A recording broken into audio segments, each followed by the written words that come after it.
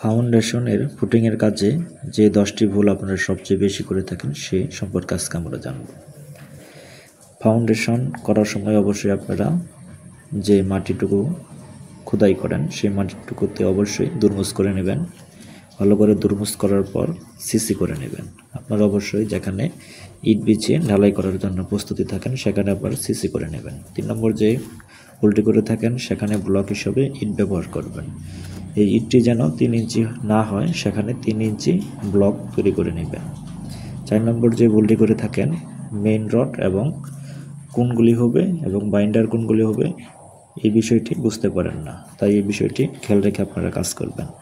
5 নম্বর বিষয়টি হলো আপনারা বেজের চারপাশে কাগজ দিয়ে সেন্টারিং করেন, এই ভুলগুলি করবেন না, কাঠের শাটারিং ব্যবহার করবেন। 6 নম্বর যে ভুলটি হলো সঠিক পরিমাণে বেজে মাটাম প্রদান করেন না, অবশ্যই বেজে মাটাম দিয়ে কাজগুলি করবেন। 7 নম্বর যে ভুলগুলি করেন ঢালাইয়ের হাইট ঠিক রাখেন না এবং ঢালাইয়ের যে স্লোপ রাখতে হয় সবার শেষে এই বিষয়টি অবশ্যই প্রত্যেকটি বেসমেন্টে স্লোপ রেখে আপনারা কাজগুলি করবেন।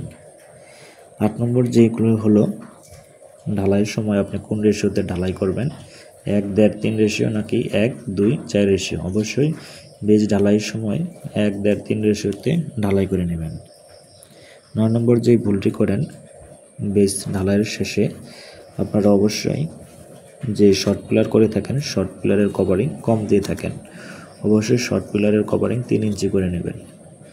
আর সবচেয়ে বেশি যে ভুলগুলি করেন বেস যখন কাজ শেষ হয়ে যাবে তখন অবশ্যই বেসকে ভালো করে কিউরিং করে নেবেন।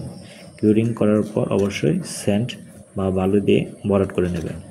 এই ভুলগুলি যদি আপনি করেন তাহলে ফাউন্ডেশনে আপনার ক্ষতি হওয়ার সম্ভাবনা সবচেয়ে বেশি থাকে, তাই বাড়ি নির্মাণ করার সময় এই ভুলগুলি এড়িয়ে আপনারা কাজগুলি করবেন, তাহলে আপনার ফাউন্ডেশন ভালো হবে এবং আপনার ফাউন্ডেশনে ভালো রেসপন্স পাবেন।